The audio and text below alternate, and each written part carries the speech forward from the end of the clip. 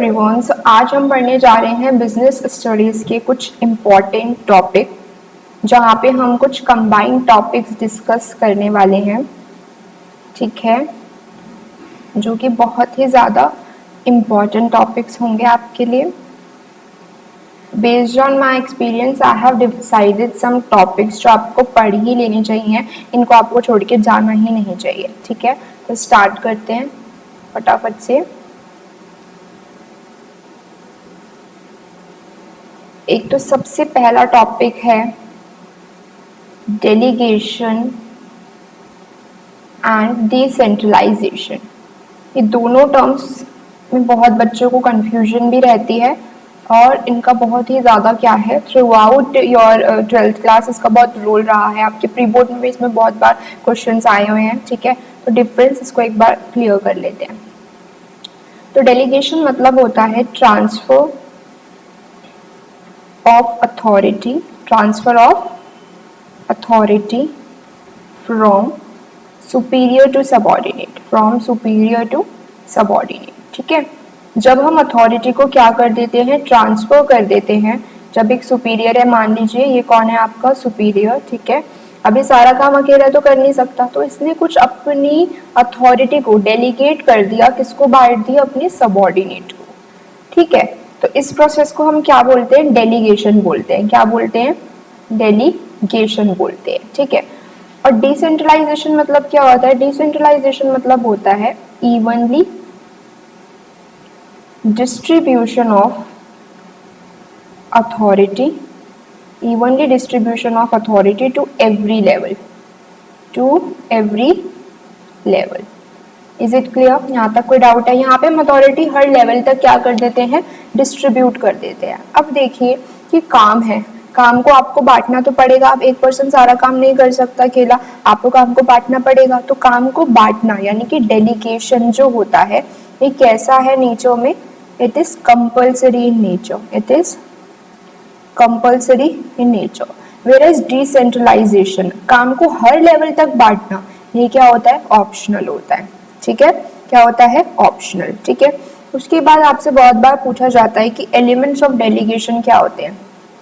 क्या पूछा जाता है, एलिमेंट्स ऑफ डेलीगेशन। तो there are 3 elements of delegation.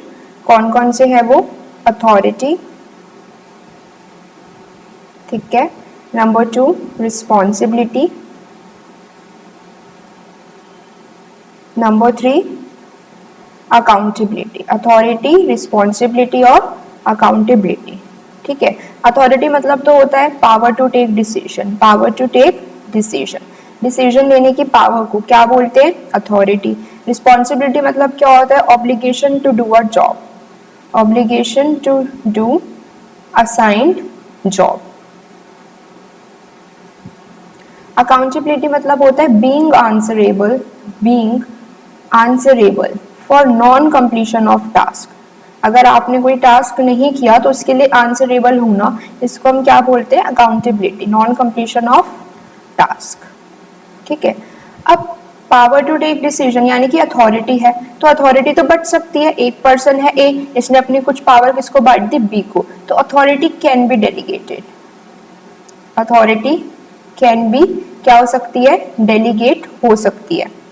Responsibility भी डेलीगेट हो सकती है but can not fully delegated, तो responsibility can not be fully delegated. यहाँ तक कोई डाउट किसी को?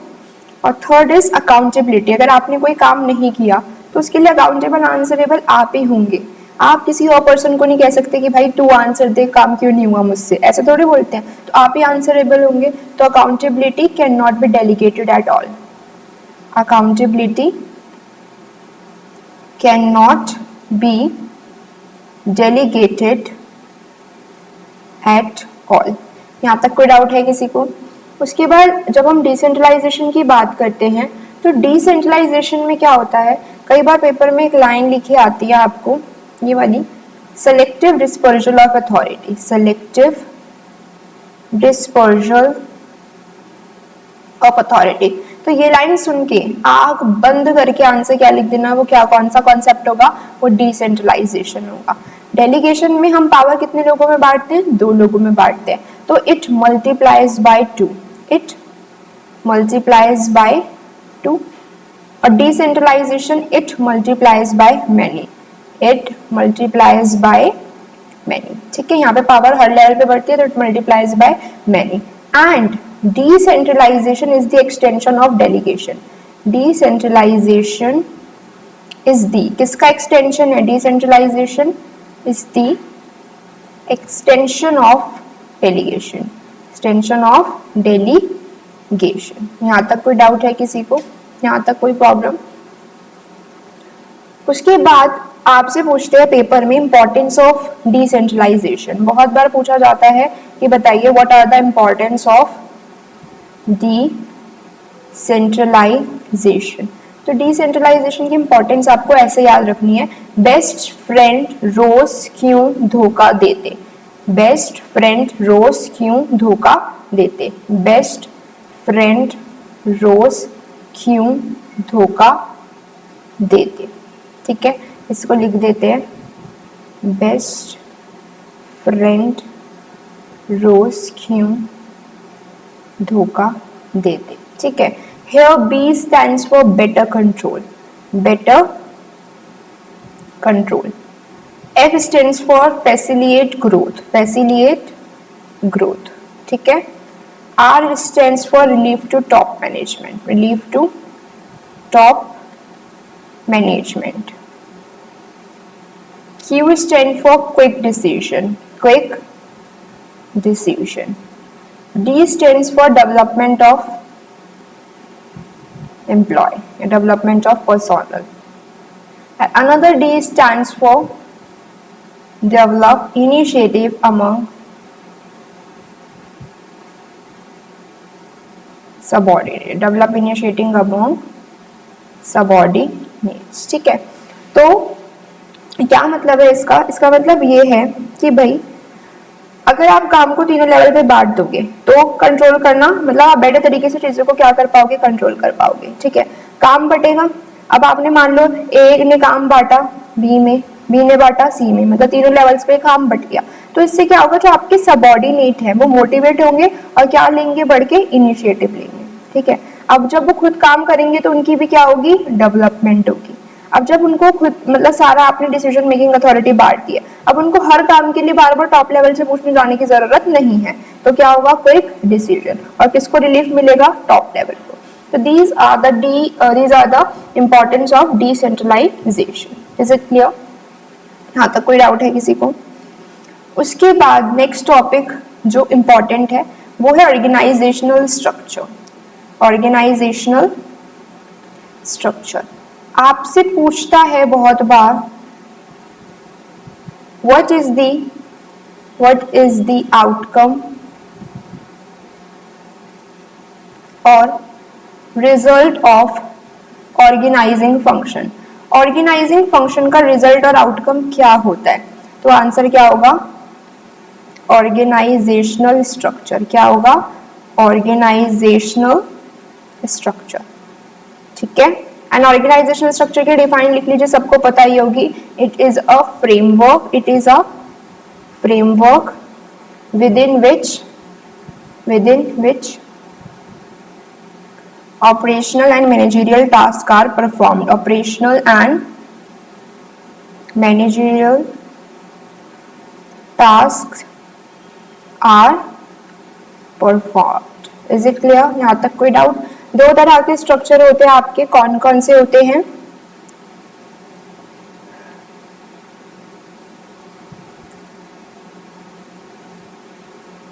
Types of organisational structure. तो there are two types of organizational structure। कौन कौन से? फंक्शनल और डिविजनल। फंक्शनल स्ट्रक्चर और डिविजनल स्ट्रक्चर। फंक्शनल स्ट्रक्चर एक काम, एक स्पेसिफिक स्किल पे बेस्ड होता है। स्पेसिफिक स्किल यानी कि एक फंक्शन की बात की जाती है। If you are dealing in one line of product, one line of product में अगर आप डील करते हैं तो कौन सा स्ट्रक्चर अडॉप्ट करेंगे? फंक्शनल। यहाँ पे जो डिवीजन होता है प्रोडक्ट बेसिस पे होता है। कौन से बेसिस पे होता है? प्रोडक्ट बेसिस पे, यानी कि multi product. If you are dealing in more than one line of product तो आपको कौन सा स्ट्रक्चर अडॉप्ट करना चाहिए? Divisional structure. ठीक है। फंक्शनल स्ट्रक्चर में कौन सी स्पेशलाइजेशन आती है? एक काम से रिलेटेड आएगी, दैट इज फंक्शनल या फिर ऑक्यूपेशनल स्पेशलाइजेशन। कौन सी? फंक्शनल या फिर occupational specialisation.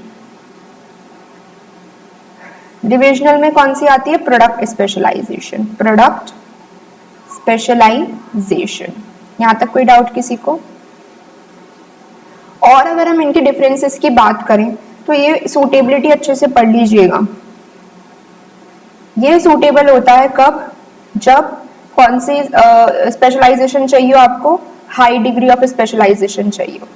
High degree of specialisation चाहिए। ठीक है।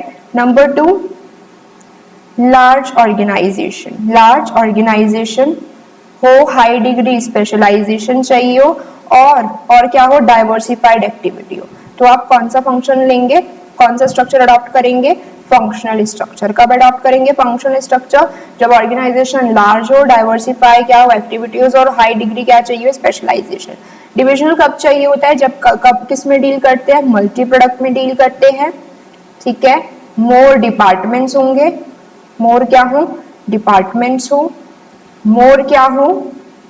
एम्प्लॉयज हो, और introduction, more level of introduction, more levels. ठीक है। Introduction of more levels. ठीक है। तो क्या सुटेबल होगा? फंक्शनल। Is it clear? यहां तक कोई डाउट किसी को?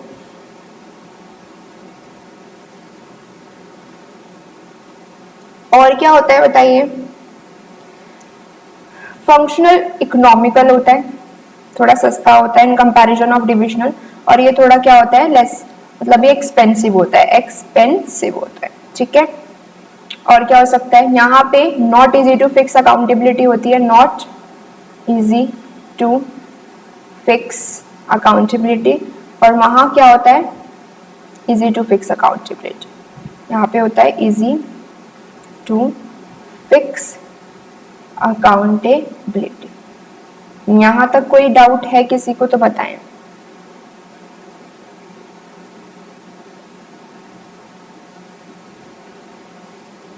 आगे बढ़ते हैं। जो टॉपिक बहुत ही ज्यादा इंपॉर्टेंट है, और फॉर्मल इनफॉर्मल में आप डिफरेंस पढ़ लीजिएगा। Formal and informal organisation. Formal and informal organisation.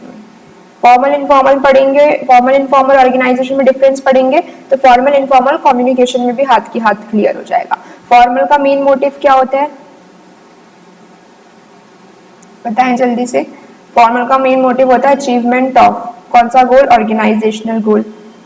Achievement of organisational goal. Informal का क्या होता है? Psychological satisfaction.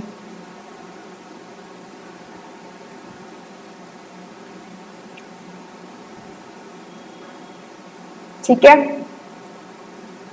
फॉर्मल में क्या फॉलो करने होते हैं? Rules and regulations. यहाँ पे नो रूल्स एंड रेगुलेशन, कोई रूल्स एंड रेगुलेशंस फॉलो नहीं करने होते हैं। ठीक है। इसमें थोड़ा क्या हो जाता है? डिले हो जाता है, और ये क्या होती है? थोड़ी फास्ट होती है, यानी कि यहाँ क्विक होती है, क्विक होता है यहाँ पे सब कुछ। ठीक है। और क्या हो सकता है बताइए? यहाँ पे फॉलो क्या करनी पड़ती है? Scalar chain. क्या फॉलो करनी पड़ती है? Scalar chain. यहाँ free flow of communicate, free flow होता है, कोई भी किसी से भी बात कर सकता है, आपको कोई स्केलर चेन फॉलो नहीं करनी पड़ती। तो दीज आर सब बेसिक डिफरेंसेस। और आप बता सकते हैं कि फॉर्मल हम प्रेफर करते हैं कि कैसी हो? रिटर्न हो। इनफॉर्मल ऑर्गेनाइजेशन में हम प्रेफर करते हैं कि सारी बातचीत मतलब ओरल हो, और फॉर्मल में प्रेफर क्यों करते हैं? रिटर्न हो, ताकि हर चीज का आपके पास क्या रहे? एविडेंस रहे। क्या रहे? एविडेंस रहे। ठीक है। यहाँ तक कोई डाउट किसी को? उसके बाद चैप्टर नंबर 6 में बात करते हैं, तो दो प्रोसेस एक साथ पढ़ेंगे। सबसे पहले स्टाफिंग प्रोसेस। स्टाफिंग प्रोसेस, और यहाँ हेडिंग डाल लो selection process, selection process. Staffing process में मैंने एक एक्रोनियम बताया था आपको, एक राजा सबसे पहले टीवी पर पिक्चर चलाता है, यानी कि ई से estimating manpower requirement, estimating manpower requirement. हम यहाँ फाइंड करते हैं number and type of employ needed. इसमें हम दो तरह की एनालिसिस करते हैं, कौन सी एनालिसिस, वर्क लोड एनालिसिस और वर्क फोर्स। ये दो तरह की हम यहाँ पे क्या करते हैं, एनालिसिस करते हैं। वर्क लोड में देखते हैं कितने लोग, डी, लास्ट में क्या है डी, तो हम इसमें देखते हैं कितने number and type of employ required, कितने एम्प्लॉय रिक्वायर्ड है। वर्क फोर्स में क्या है ई, हम यहाँ पे देखते हैं कितने एग्जिस्टिंग है, मतलब ऑलरेडी कितने अवेलेबल है। ई से ऐसे याद रखना, इसके भी लास्ट में ई, इसके भी लास्ट में ई, इसके लास्ट में डी, इसके लास्ट में डी। कई बार रिक्वायर्ड को और नीडेड भी बोल देता है, क्या बोल देता है, नीडेड। और अवेलेबल को कई बार ई से क्या बोल देता है, एग्जिस्टिंग। ठीक है। Second is recruitment. क्या करेंगे, रिक्रूटमेंट मतलब ज्यादा से ज्यादा लोगों को अट्रैक्ट करेंगे to fill up the vacant job position. तो क्या डिफाइन बनेगी, inducing more and more candidate to fill up the कौन सी job position, vacant job position. So third is selection. ठीक है, सिलेक्शन मतलब क्या होता है, choosing the most appropriate candidate for the job, choosing the most appropriate candidate for the job. यहाँ पे रिजेक्टेड कैंडिडेट्स का जो रेट होता है वो क्या होता है, ज्यादा होता है, मतलब rejected candidates are more than कौन से कैंडिडेट, सेलेक्टेड कैंडिडेट्स। इसीलिए ये कैसा होता है नेचर में, that is why it is negative in nature, that is why it is negative in nature. Whereas recruitment में कोई रिजेक्शन नहीं होती, इसलिए कैसा होता है नेचर में, this is positive in nature. कैसा होता है नेचर में, पॉजिटिव। इज इट क्लियर, यहाँ तक कोई डाउट किसी को? सिलेक्शन हो गया, उसके बाद क्या होगा, placement and orientation, placement and orientation. ठीक है, प्लेसमेंट मतलब क्या होता है, प्लेसमेंट मतलब होता है occupying the employ, occupying the employ the post for which he is selected, the post for which he or she is selected। ठीक है, जिस पोस्ट के लिए आपने एम्प्लॉय को, कैंडिडेट को क्या किया है, सेलेक्ट कर रहा है, उसे वो पोस्ट देना is known as placement. And orientation मतलब क्या होता है, ओरिएंटेशन मतलब होता है इंट्रोडक्शन, इंट्रोडक्शन ऑफ किसका, introduction of new employ with किससे, पुराने वालों से, that is with existing one, with existing one. तो इसको हम क्या बोलते हैं, ओरिएंटेशन। ठीक है, उसके बाद प्लेसमेंट एंड ओरिएंटेशन के बाद क्या होता है, fifth training and development, training and development. Training क्या होता है बच्चों, ट्रेनिंग मतलब होता है देना, क्या देना, नॉलेज, स्किल्स और नॉलेज देना जो एक जॉब को परफॉर्म करने के लिए रिक्वायर्ड होती है। तो ट्रेनिंग मीन्स इम्पार्टिंग, क्या इम्पार्ट करना, स्किल्स और नॉलेज, स्किल्स और knowledge required to perform a job, required to perform a job. ठीक है, एंड डेवलपमेंट अगर आपको कोई डिफाइन याद ना है तो इतना लिख लेना, it refers to overall growth of an employ, overall growth of an employ. ठीक है, यहाँ तक कोई डाउट? अब आपने ट्रेनिंग एंड डेवलपमेंट उसको, मतलब ट्रेनिंग प्रोग्राम्स दे दिए, उसका डेवलपमेंटल आपने उसके लिए क्या कर दिया, प्लान्स बना दिए, प्रोग्राम्स बना दिए। अब सिक्स्थ क्या होगा, परफॉर्मेंस अप्रेजल। आप उसकी क्या अप्रेज करेंगे, performance, performance appraisal. Performance appraisal मतलब होता है evaluating employees performance against some standard, employees performance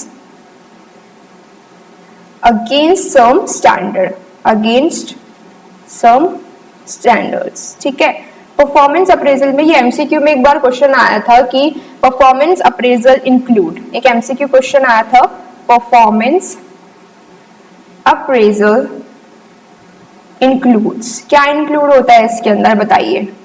option A defining the job, defining the job, option B appraising performance, appraising the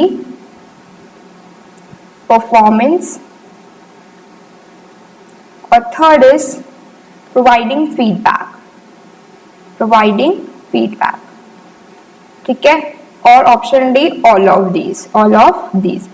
तो performance appraisal include all of this. इसमें हम job define करते हैं, performance को apprise करते हैं, evaluate करते हैं और क्या देते हैं आपको, फीडबैक देते हैं। ठीक है, तो परफॉर्मेंस अप्रेजल में ये सारी चीजें इंक्लूड होती हैं। Is it clear? यहाँ तक कोई डाउट है किसी को? 7th is promotion and career planning. Promotion and career planning, इसमें हम on the basis of performance appraisal report decide करेंगे कि उसे प्रमोशन देना है, प्रमोट करना चाहिए या फिर नहीं। बेसिकली उसकी करियर प्लानिंग करेंगे। एंड प्रमोशन मतलब क्या होता है? Shifting employ from one job to another but at higher level. Shifting employ from one job to another but at कौन से level? But at higher level. Is it clear? And 8th is compensation. 8th is compensation. Compensation क्या होता है? Compensation is the price for the job. Price for the job. ठीक है, और compensation को हमने कितने पार्ट में बांटा है? 2 पार्ट में, डायरेक्ट compensation और इनडायरेक्ट compensation. डायरेक्ट और इनडायरेक्ट। डायरेक्ट में भी 2 पार्ट होते हैं। कौन से पार्ट में कैटेगराइज किया है? टाइम बेस्ड परफॉर्मेंस, जैसे अगर आप कोई वेज दे रहे हैं, सैलरी दे रहे हैं वीकली, ठीक है, या फिर मंथली अगर आप सैलरी दे रहे हैं किसी को, ठीक है, तो वो कौन सी होगी? टाइम बेस्ड, जो किसी पर्टिकुलर टाइम के बाद दी जाती है। ठीक है, और इनडायरेक्ट में आपका आ जाता है, सॉरी डायरेक्ट में एक तो टाइम बेस्ड हो गया और एक कौन सा हो गया? Performance based. परफॉर्मेंस बेस्ड मतलब पीस बेसिस के अकॉर्डिंग, तो जितना ज्यादा अच्छा परफॉर्म करेगा उसको उतनी क्या मिलेगी? वेजेस और सैलरी। इनडायरेक्ट में आपका आ जाता है, जैसे आप क्या करा देते हैं? इंश्योरेंस वगैरह दे देते हैं, अदर फैसिलिटीज वगैरह दे देते हैं, ठीक है, तो वो किस में आ जाएगा? आपका इनडायरेक्ट में आ जाएगा। अगर आपसे पूछे कमीशन डायरेक्ट में जाएगा इनडायरेक्ट में जाएगा, तो कमीशन आपका डायरेक्ट में जाएगा, because it is directly related with your performance. जितनी ज्यादा सेल करेगा उसको उतनी कमीशन मिलेगी। तो वो किससे रिलेटेड है? परफॉर्मेंस बेस से रिलेटेड है। तो परफॉर्मेंस बेस किस में आती है? डायरेक्ट में, तो वो किस में जाएगा? डायरेक्ट में। ठीक है, यहाँ तक कोई डाउट? तो ये पूरा कौन सा प्रोसेस था? हमारा स्टाफिंग प्रोसेस। ठीक है, अब हम नेक्स्ट मूव करते हैं अपना सिलेक्शन प्रोसेस। तो सिलेक्शन प्रोसेस में सबसे पहले होता है प्रिलिमिनरी स्क्रीनिंग।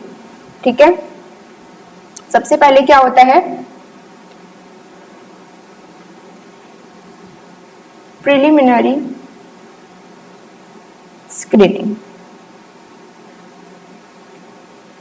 आपसे पूछते हैं कि प्रिलिमिनरी स्क्रीनिंग का ऑब्जेक्टिव क्या होता है? प्रिलिमिनरी स्क्रीनिंग का ऑब्जेक्टिव होता है टू एलिमिनेट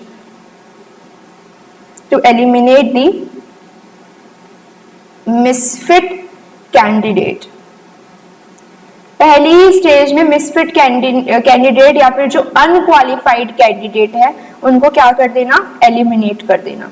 जो भी इंफॉर्मेशन उन्होंने एप्लीकेशन फॉर्म में सप्लाई की है, on the basis of that information आप डिसाइड करेंगे कि इसको एलिमिनेट करना है या फिर नहीं करना। पहली स्टेज में एलिमिनेट करना बेसिकली मेन एम होता है। मिसफिट कैंडिडेट को पहले ही स्टेज में क्या कर देना? एलिमिनेट कर देना। ये किसका एम होता है? प्रिलिमिनरी स्क्रीनिंग का। ठीक है, फटाफट क्विक रिवीजन करें, आगे देखिए। Second is selection test. कौन सा टेस्ट है? Selection test. सिलेक्शन टेस्ट कैसा टेस्ट होता है? Written test. इसमें हम आपके 5 तरह के टेस्ट लेते हैं। कौन सा टेस्ट लेते हैं? इंटेलिजेंस टेस्ट, ठीक है, aptitude test, trade test, personality test और इंटरेस्ट टेस्ट। नाम में ही मीनिंग है, ठीक है, देखते हैं इनका क्या मीनिंग है। इंटेलिजेंस में हम क्या क्या चेक करते हैं? फटाफट लिख लीजिएगा। आईक्यू लेवल, क्या चेक करते हैं? IQ number 1।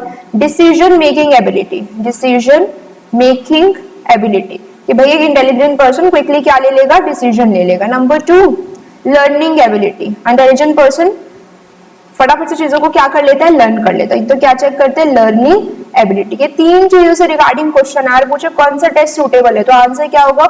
इंटेलिजेंस। एप्टीट्यूड पी, क्या चेक करते हैं? पोटेंशियल, क्षमता, how quickly he or she learns new thing, how quickly he or she learns new things. ठीक है, तो वो कितनी जल्दी नई चीजें सीखता है या सीखेगा। तो this test is concern with future, this test is concern with future. ठीक है, यहाँ भी हम उसकी कौन सी नॉलेज चेक करते हैं? एग्जिस्टिंग नॉलेज चेक करते हैं, एग्जिस्टिंग स्किल्स चेक करते हैं, और एग्जिस्टिंग स्किल जो पहले से लेकर आया है। तो that is why this test is concern with past. तो इन दोनों में डिफरेंस भी पूछ सकते हैं। ठीक है, पर्सनालिटी टेस्ट में हम इंसान का क्या चेक करते हैं? एम्प्लॉय का बिहेवियर, उसका इमोशन, ठीक है, उसका एटीट्यूड की जॉब के प्रति उसका जो एटीट्यूड है पॉजिटिव है या फिर नहीं है। इंटरेस्ट टेस्ट में बेसिकली हम क्या चेक करते हैं? उसका इंटरेस्ट, कि किस जॉब को करने में वो ज्यादा इंटरेस्टेड है या फैसिनेटेड है। ठीक है, नेक्स्ट इज थर्ड जो है वो है आपका एम्प्लॉयमेंट इंटरव्यू, ठीक है। जिसने सिलेक्शन टेस्ट पास कर लिया उसका क्या होगा, employment interview. And what is interview, interview is the in depth communication between interview यार इंटरव्यूअर, ठीक है। उसके बाद यहाँ पे फोर्थ क्या है, checking the reference and background. हम आपका रेफरेंस चेक करेंगे, मतलब आपने फॉर्म में रेफरेंस भरे होंगे, हम उनके साथ जाके क्या करेंगे, क्रॉस चेक करेंगे कि वो ऑथेंटिक है या फिर नहीं है। तो checking the reference and background, यहाँ तक कोई डाउट है किसी को? उसके बाद अगर आप रेफरेंस चेक पास कर लेते हैं उसके बाद आपका क्या लेंगे हम, सिलेक्शन डिसीजन, कि आपको सिलेक्ट करना है या फिर नहीं। अगर हमने डिसाइड किया कि आपको सिलेक्ट करना है तो हम आपको क्या कराएंगे, मेडिकल एग्जामिनेशन। मेडिकल एग्जामिनेशन कराएंगे हम ताकि हम आपकी फिटनेस चेक कर सके। मेडिकल एग्जामिनेशन कराने के दो ऑप्शन है, या तो आप पैनल डॉक्टर्स जो होते हैं उनके ग्रुप को आप अपनी कंपनी में बुला सकते हो, या फिर आप किसी हॉस्पिटल से जाके कॉन्टेक्ट कर सकते हो, कॉन्ट्रैक्ट कर सकते हो कि भाई यहाँ से जो भी कौन आएंगे, लोग आएंगे, एम्प्लॉयज आएंगे, आपको उनको क्या करना है, चेक करना है, हम उनके बिहाफ पे आपको फीस दे देंगे, ठीक है। 7th इज, फिर आपको अगर आप मेडिकल एग्जामिनेशन पास कर लेते हो तो आपको क्या दिया जाएगा, जॉब ऑफर, ठीक है। जॉब ऑफर में आपको अपॉइंटमेंट लेटर वगैरह दिया जाएगा और आपसे पूछेगा कि विदिन इतने दिन आपको क्या करना है, रिस्पॉन्स करना है। अगर आप जॉब ऑफर को क्या कर लेते हो, एक्सेप्ट कर लेते हो, तो आपके बीच में क्या बन जाता है, contract of employment, contract of employment, ठीक है। मैं सारी चीजें बहुत डिटेल में नहीं पढ़ा रही हूँ क्योंकि कल एग्जाम है, इसलिए बट क्विक रिवीजन करा रही हूँ, ठीक है। यहाँ तक किसी को कोई डाउट है? तो ये हमारा पूरा कौन सा टेस्ट था, सिलेक्शन प्रोसेस था पूरा। उसके बाद नेक्स्ट इज जो इंपॉर्टेंट है, consumer protection act. Consumer protection act छोटा चैप्टर है, ठीक है, पर इसको फटाफट से देख लेते हैं। इस चैप्टर के अंदर हमें 4 आवर्स पढ़ने हैं। क्या पढ़ने हैं, 4 आवर। 4 आवर्स में क्या होता है, रिस्पॉन्सिबिलिटी ऑफ अ कंज्यूमर पढ़नी है, रिस्पॉन्सिबिलिटी ऑफ अ कंज्यूमर, ठीक है। राइट्स ऑफ अ कंज्यूमर की क्या क्या राइट्स अवेलेबल है, rights of a consumer, remedies और relief available to consumer, remedies और रिलीफ अवेलेबल टू कंज्यूमर,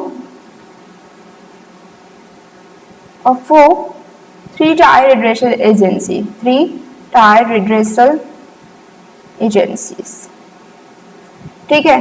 तो रिस्पॉन्सिबिलिटी कितनी होती है, फटाफट बताएं।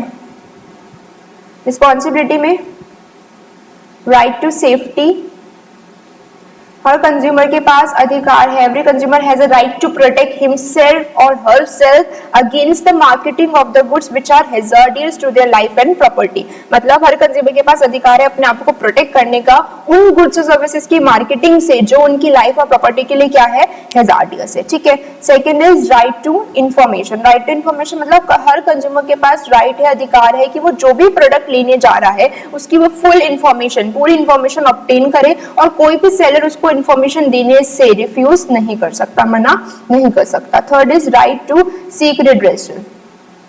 बेसिकली जो आपके साथ क्या हुआ है, मान लो कोई फ्रॉड हो गया या आपको किसी, आपने मांगा कुछ सामान था, आपको वो दिया कुछ गया, तो उसको कैसे कंपेंसेट करना है वो किसमें आपको पढ़ना है, सीक रिड्रेसल में। अब कंपेंसेशन सिर्फ मॉनेटरी टर्म्स में नहीं होता, कंपेंसेशन आपको कुछ भी हो सकता है। एक तो रिप्लेस करना गुड्स को, रिपेयर करना, रिफंड करना, मनी दे देना, तो किसी भी फॉर्म में हो सकता है। अगर कोई आपको हैजार्डियस गुड्स दे रहा है तो withdrawal of the hazardous goods from the market आप ये करवा सकते हैं, या फिर अगर किसी ने अनफेयर ट्रेड प्रैक्टिस की है तो आप ये करवा सकते हैं, stoppage of unfair trade practices. तो ये सब किस में आएगा, आपका सीक रिड्रेसल में आएगा, ठीक है। Fourth, right to consumer education, जैसे कि अमिताभ बच्चन जी ऐड करते हैं जागो ग्राहक जागो, तो क्या कर रहे हैं, बेसिकली अपने कंज्यूमर को एजुकेट कर रहे हैं। बताते ना कि भाई कोई भी चीज लो हमेशा क्वालिटी मार्क की लो, इलेक्ट्रिक आइटम ले रहे हो तो उस पर ISI मार्क होना चाहिए। तो ये क्या कर रहे हैं, कंज्यूमर को एजुकेट कर रहे हैं। इस राइट को बोलते हैं राइट टू कंज्यूमर एजुकेशन, ठीक है। Fifth is right to be assure और राइट टू चूज। इसके मतलब क्या है कि हर कंज्यूमर के पास राइट है अपनी पसंद का सामान खरीदने के लिए, और कोई भी सेलर उसको फोर्स नहीं कर सकता कि तुम पर्टिकुलर ब्रांड का ही सामान खरीदो। तो every consumer has a right to buy a product of his or her liking and no seller can force him or her to buy a particular good, ठीक है। उसके बाद sixth is right to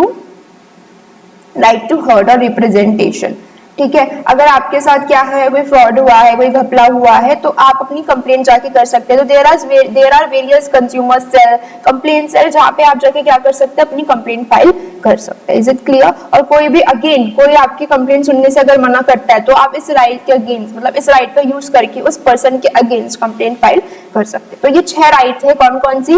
right to safety, right to information, right to seek redressal, right to consumer education, right to assure, right to be assure, और right to choose, और right to be heard और representation. Is it clear?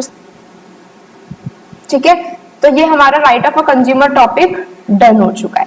अब हम अपने next topic की तरफ move करते हैं, रिस्पॉन्सिबिलिटी ऑफ अ कंज्यूमर। तो आ जाइए फटाफट से। रिस्पॉन्सिबिलिटीज क्या क्या होती है, कंज्यूमर की क्या क्या जिम्मेदारी होती है? रिस्पॉन्सिबिलिटीज ऑफ अ कंज्यूमर बताइए फटाफट से क्या होती है?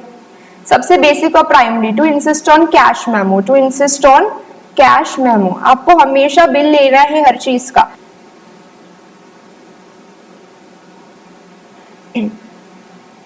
तो पहली रिस्पॉन्सिबिलिटी है to insist on cash memo, यानी कि हर कंज्यूमर को क्या लेना है, बिल तो लेना ही लेना है। ठीक है, this is the primary responsibility of a consumer. Without cash memo, without bill आप कोई भी जगह अपनी प्रॉब्लम को नहीं बता सकते, कहीं पे भी आप कंप्लेंट फाइल नहीं कर सकते।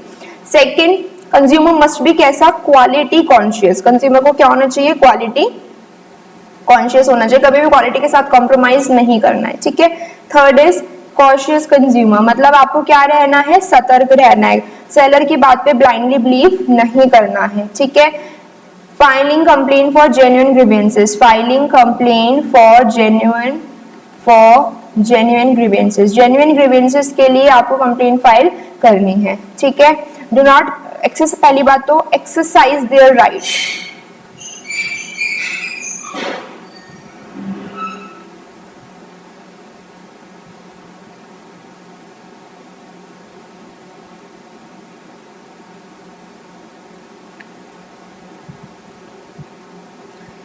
Consumer must exercise their right, consumer को अपने राइट का इस्तेमाल करना है। कितनी राइट्स अवेलेबल है, 6 राइट उसके पास अवेलेबल है। कौन कौन सी राइट्स है वो?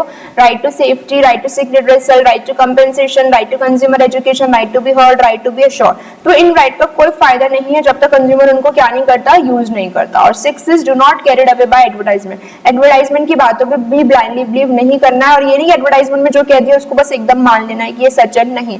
आपको खुद क्या होना है, कॉशियस रहना है, सतर्क रहना है। यू आर एजुकेटेड इनफ, जो आप खुद डिसाइड कर सकते हैं कि आपके लिए क्या चीज ठीक है और क्या चीज नहीं। ठीक है। तो ये नेक्स्ट टॉपिक था हमारा, कौन सा, रिस्पॉन्सिबिलिटीज ऑफ अ कंज्यूमर। इसके बाद जो नेक्स्ट टॉपिक है वो है relief available to a consumer, relief available to a consumer.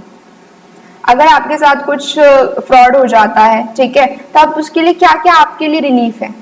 पहला है रिप्लेस करा सकते हो, replace the product, replace the product, product को रिप्लेस करा सकते हो। रिपेयर द प्रोडक्ट, रिपेयर करा सकते हो, रिपेयर द प्रोडक्ट। ठीक है।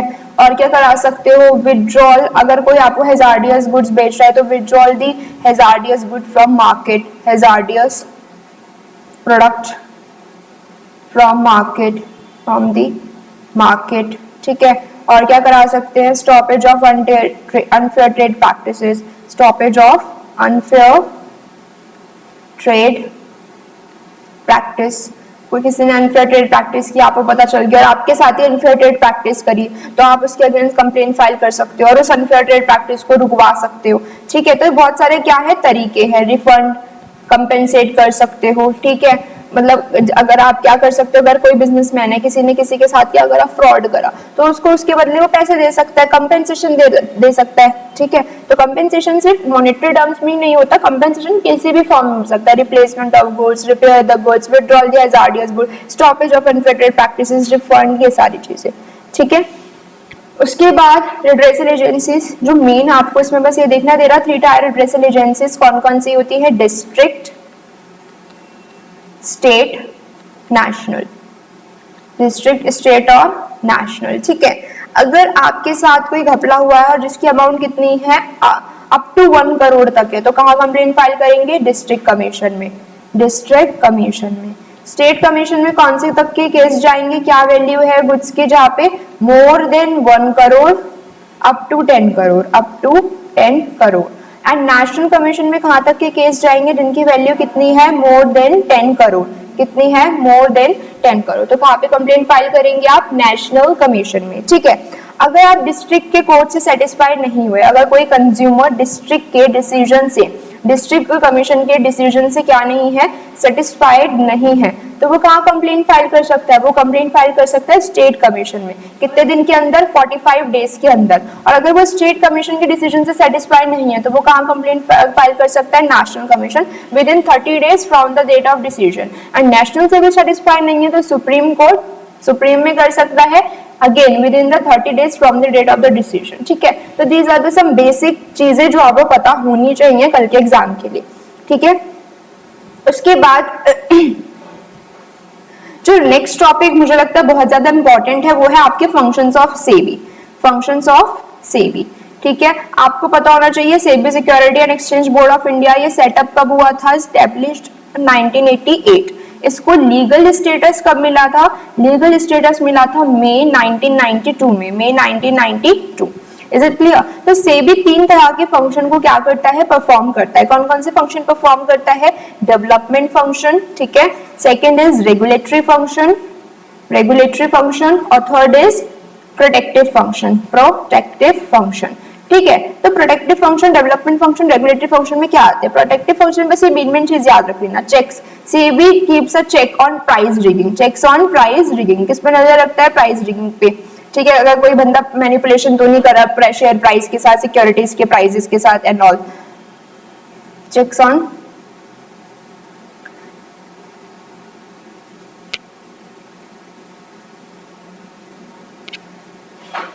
तो चेक किस पे चेक रखता है, प्राइस रिगिंग पे, ठीक है।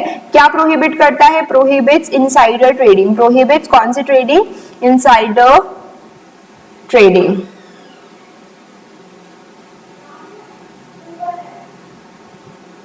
एजुकेट द कंज्यूमर, ठीक है। और क्या कर सकते हैं, किस पे बोलते हैं कि prohibit unfair trade practice, prohibit unfair trade practices, ठीक है, और अनफेयर ट्रेड प्रैक्टिसेस, ठीक है। Promote fair trade practices, protective function में वो किसको प्रमोट करते हैं, प्रमोट फेयर ट्रेड प्रैक्टिसेस, ठीक है।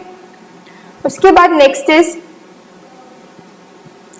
रेगुलेटरी फंक्शन, रेगुलेटरी फंक्शन में क्या क्या आता है आपका, रेगुलेटरी फंक्शन में आपका आता है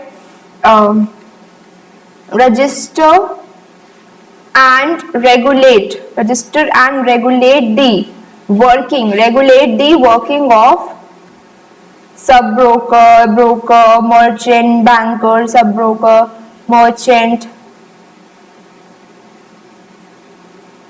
बैंकर्स, ठीक है। Regulate the takeover of the company, regulate the takeover of the companies, ठीक है। और क्या करते हैं रेगुलेटरी फंक्शन में, regulate the mutual funds, regulate the mutual funds, ठीक है। और क्या करते हैं रेगुलेटरी फंक्शन में, conducts audit and inquiry, audit and inquiry. तो ये सारे फंक्शंस किस में जाएंगे, आपके रेगुलेटरी के अंदर कैटेगराइज होंगे। उसके बाद नेक्स्ट इज कौन से, डेवलपमेंट फंक्शन, डेवलपमेंट फंक्शन में आपका क्या आ जाता है, परमिट कौन सी trading, internet trading, internet trading, आजकल सारी ट्रेडिंग ऑनलाइन हो रही है, इंटरनेट ट्रेडिंग, ठीक है। और क्या कहते हैं डेवलपमेंट फंक्शन में, training to intermediaries, training to provide training to intermediaries, ठीक है। By making underwriting optional, by making underwriting optional, ठीक है। तो these are some functions which are performed by SEBI। तो कितने कौन कौन से, development, regulatory and protective function, ठीक है। उसके बाद जो नेक्स्ट टॉपिक इंपॉर्टेंट मुझे लगता है वो है एक तो importance of controlling, importance of controlling वो जरूर पढ़ लेना, ठीक है। Limitations of planning, limitations of planning ये भी जरूर पढ़नी है, ठीक है। एक बार प्रोसेस ऑफ कंट्रोलिंग का ओवरव्यू दे देती हूँ, इसमें 2 चीजें बहुत इंपॉर्टेंट है, तो फटाफट देखते हैं। Process of controlling,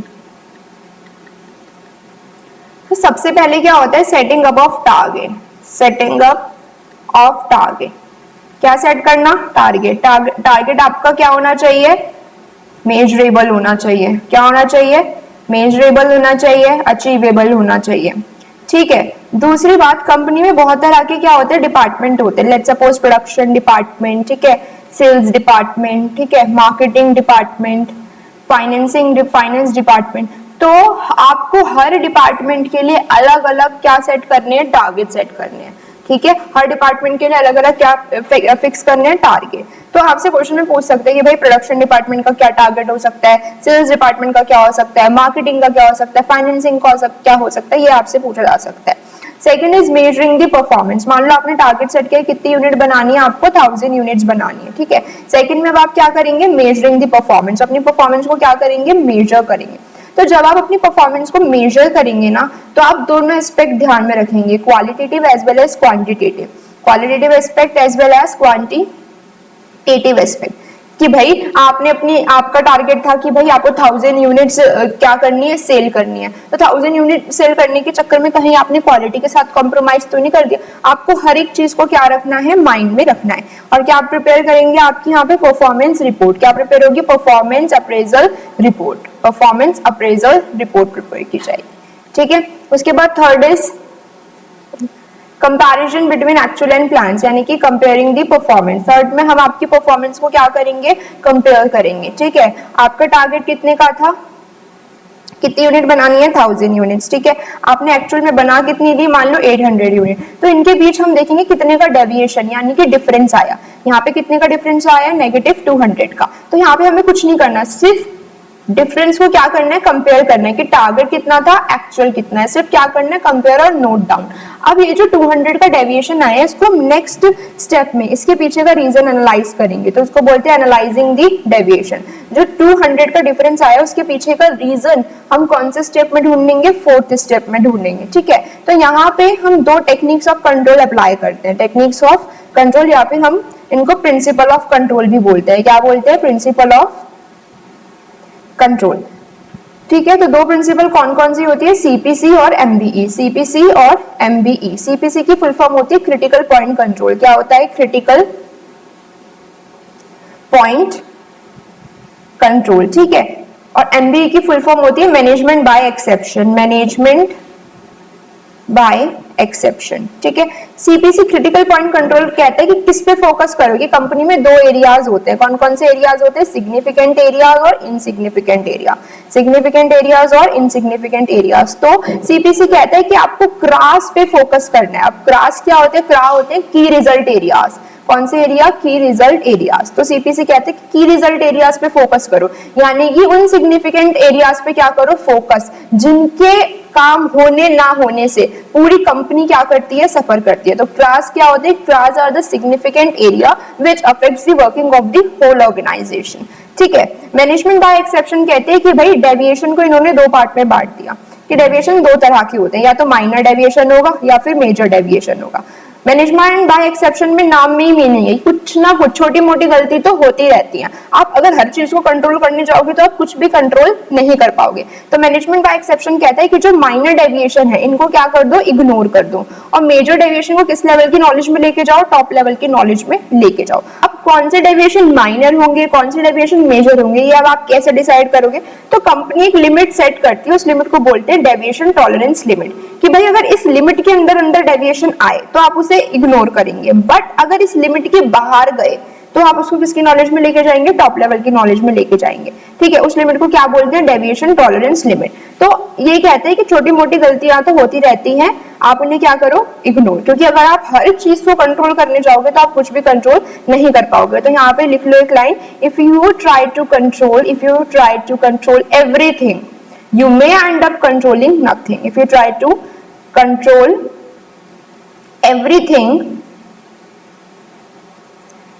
try to control everything, you may end up controlling nothing. यहाँ तक कोई डाउट है किसी को? ठीक है, उसके बाद नेक्स्ट स्टेप है, fifth is taking corrective measure. Taking कौन सा मेजर, करेक्टिव मेजर। अब आपको पता लग गया कि भाई ये कारण है, इन कारण से मेरा क्या आया है, डेविएशन आया है, तब आप उसके लिए क्या लेंगे, करेक्टिव मेजर लेंगे। तो टेकिंग करेक्टिव मेजर्स। ठीक है, तो करेक्टिव मेजर कैसे लेंगे? जैसे कि आपको कॉज पता लग गई, क्या पता लग गई? कॉजेस ऑफ डेविएशन आपको पता लग गया। अब आप लेंगे करेक्टिव मेजर्स, जैसे कि अगर पावर फेलियर की वजह से कोई डेविएशन आए तो क्या करेंगे? इंस्टॉल पावर फेलियर या पावर ब्रेकडाउन की वजह से, तो इंस्टॉल जनरेटर। ठीक है, अगर एम्प्लॉयज क्या है? डिमोटिवेटेड एम्प्लॉयज हैं, डिमोटिवेटेड है, तो आप डिमोटिवेटेड एम्प्लॉयज, तो आप उनको क्या ऑफर कर सकते हो? Offer them incentives, offer them incentives दे सकते हो आप उनको। ठीक है, इनएफिशिएंट स्टाफ है, कैसा स्टाफ है? इनएफिशिएंट स्टाफ, तो आप उसको क्या प्रोवाइड कर सकते हो? Provide them training. Outdated machine use कर रहे हो तो नई खरीदो, या फिर क्या करो, अगर आपका आउटडेटिंग प्रोसेस है तो अपने प्रोसेस को क्या करो? अपडेट करो, अपने प्रोसेस को ठीक करो, मॉडर्नाइज करो। तो there are so many ways, ये आप अपनी तरफ से बना सकते हैं कि these are the causes of deviation, और आप इनको कैसे करेक्टिव मेजर लेके इनको ठीक कर सकते हैं। Is it clear? तो ये पूरा कंट्रोलिंग प्रोसेस था। सीपीसी एमबी अच्छे से पढ़ लेना, इनकी आपसे इंपॉर्टेंस भी पूछ सकते हैं क्या होती है। ठीक है, उसके बाद जो नेक्स्ट टॉपिक मुझे इंपॉर्टेंट लगता है वो है बैरियर्स टू कम्युनिकेशन। एडिंग डाल लो बैरियर्स ऑफ कम्युनिकेशन, कि भाई कम्युनिकेशन में रुकावटें तो आती ही आती हैं। ठीक है, ब्रेकडाउन तो होते ही होते हैं। अब वो कौन किस किस तरीके से होते हैं, क्या क्या टाइप के बैरियर्स है, वो हम पढ़ने जा रहे हैं। ठीक है, एक तो सिमेंटिक बैरियर, जिसको और क्या बोलते हैं? Linguistic barrier. सिमेंटिक और linguistic, these are related to the language of both the sender and receiver. ठीक है, whereas another one is psychological barrier, जिसका दूसरा नाम कौन सा होता है? इमोशनल बैरियर, और ये माइंड से रिलेटेड होते हैं। किससे रिलेटेड होते हैं? माइंड, चाहे वो सेंडर का हो या फिर किसके माइंड की बात की गई हो? Receiver. Third is organisational barriers and fourth is personal barrier. ठीक है, ये भी बहुत इंपॉर्टेंट टॉपिक है। सिमेंटिक बैरियर्स में कौन कौन से आते हैं इसको देख लेते हैं एक करके, फटाफट से आ जाइए। सिमेंटिक बैरियर, इसमें पहला है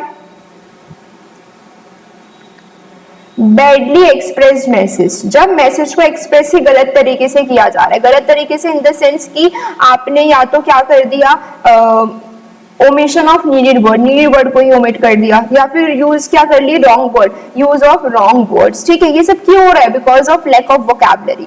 तो अगर आप लैक ऑफ वोकैबुलरी की वजह से कोई बैरियर क्रिएट हो रहा है तो वो कौन सा होगा? Badly express message. तो बैडली एक्सप्रेस मैसेज ही मतलब ये होता है कि मैसेज को एक्सप्रेस करने का तरीका ही गलत है, because of lack of vocabulary, या फिर ओमिशन ऑफ कौन से वर्ड? नीडेड वर्ड, या फिर यूज ऑफ कौन से वर्ड? Wrong words. ठीक है, होता है जब एक ही वर्ड के बहुत सारे क्या होते हैं? मीनिंग होते हैं। तो रिसीवर को यहाँ पे वो वर्ड परसीव करना है जिस कॉन्टेक्स्ट में क्या हो रही है? बात हो रही है। जैसे कि what is the value of the this ring? I value our friendship. तो यहाँ पे दोनों में मैंने क्या यूज किया? वैल्यू, पर दोनों जगह मीनिंग का क्या है? दोनों जगह मीनिंग अलग है, और रिसीवर को वो मीनिंग परसीव करना है जिस कॉन्टेक्स्ट में क्या हो रही है? बात हो रही है, कॉन्टेक्स्ट में। ठीक है, third is faulty translation. Faulty translation, अगर जो आपका सेंडर है वो एफिशिएंट नहीं है इन ट्रांसलेटिंग लैंग्वेज, मान लो वो हिंदी से ट्रांसलेट कर रहा है मैसेज को इंग्लिश में, तो अगर वही एफिशिएंट नहीं है तो again this will lead to barrier in communication. कौन सा बैरियर होगा? वो सिमेंटिक बैरियर। और सिमेंटिक बैरियर में भी कौन सा? Faulty translation. ठीक है, फोर्थ इज कौन सा है? फोर्थ टेक्निकल जार्गन, कि भाई आपको टेक्निकल वर्ड्स का यूज नहीं करना है वर्कर के आगे अगर उनको समझ वो वर्ड्स नहीं आते हैं। ठीक है, fifth is body language and gesture decoding. हमारी बॉडी का हर एक पार्ट कम्युनिकेट करता है, तो आप जो बोल रहे हैं वो आपकी बॉडी लैंग्वेज से क्या करना चाहिए? मैच करना चाहिए। Body language and gesture decoding. ठीक है, और sixth is unclarified assumption. Unclarified assumption, कई बार हम अपने आप ही चीजों को क्या कर लेते हैं? एज्यूम कर लेते हैं, उस वजह से भी जो क्या क्रिएट होते हैं? बैरियर। वो कौन से टाइप में जाएंगे? सिमेंटिक बैरियर में जाएंगे। Is it clear? जैसे कि यहाँ पे इसका एग्जांपल ले लेते हैं कि एक बॉस ने बोला take care of the goods. उनका मतलब था कि गुड्स की क्वालिटी का ध्यान रखो, लेकिन सामने वाले जो रिसीवर है उसने समझ लिया कि गुड्स को कैसे रखो? सेफली रखो। ठीक है, तो कौन सा बैरियर होगा? ये अनक्लैरिफाइड एजम्पशन। और कौन से टाइप का होगा? तो ये होगा semantic barrier. Is it clear? उसके बाद next is psychological barriers. Psychological barriers. ठीक है, इसमें 4 ही बैरियर्स है, बस बहुत छोटा सा टॉपिक है ये भी। सबसे पहला है pre mature evaluation. Pre mature evaluation होता है deriving conclusion before completion of message, मतलब मैसेज के कंप्लीट होने से पहले ही हमने क्या निकाल लिया, कंक्लूजन निकाल लिया। तो कौन सा बैरियर क्रिएट होगा, pre mature evaluation. Second is distrust, जब सेंडर कोई बात बोल रहा है किसको, रिसीवर को, और रिसीवर कोई बात बोल रहा है किसको, सेंडर को। अब जो यहाँ पे आपका कौन है, सेंडर है, अगर वो रिसीवर की बात पे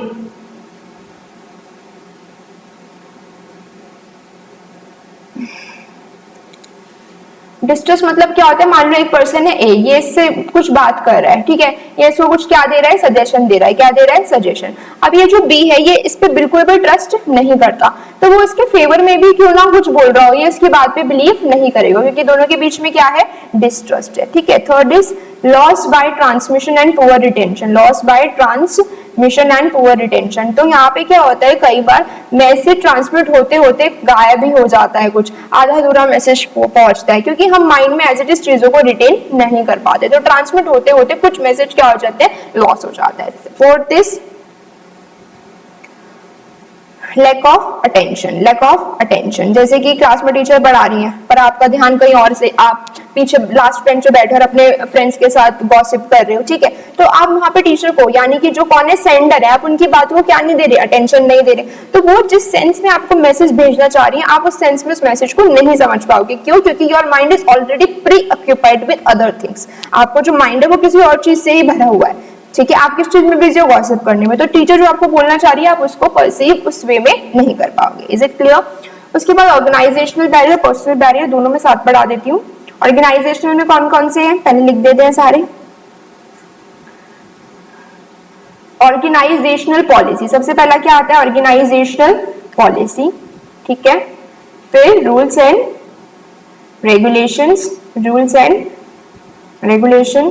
third is complex organisation, complex organisation. उसके बाद organisational facilities,